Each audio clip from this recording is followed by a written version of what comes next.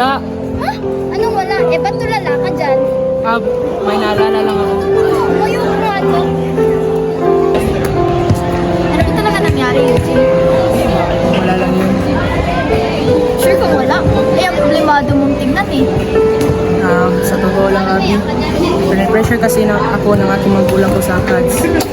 Yung tipong ginagawa mo na lahat para makakita ang halaga mo.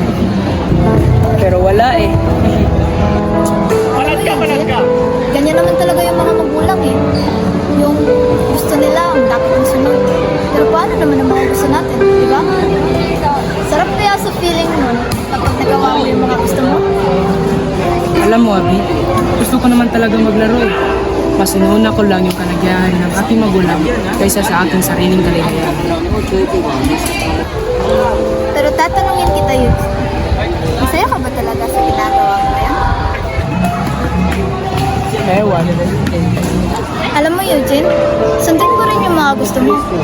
Para naman maranasan mo kung ano talaga yung pakiramdam na maging masaya. Yung maging malaya, yung masusunod mo yung gusto mo, yung sasaya ka talaga. Salamat, Abby, ha? Wala naman.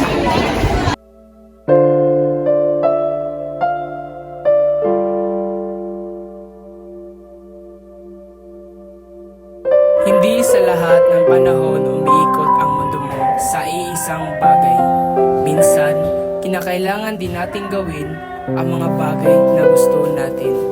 Mabuti ang sumusunod sa gusto ng mga magulang, ngunit huwag din nating hayaan na ang pagdedesisyon sa ating buhay sumasalalay sa kanilang mga kamay.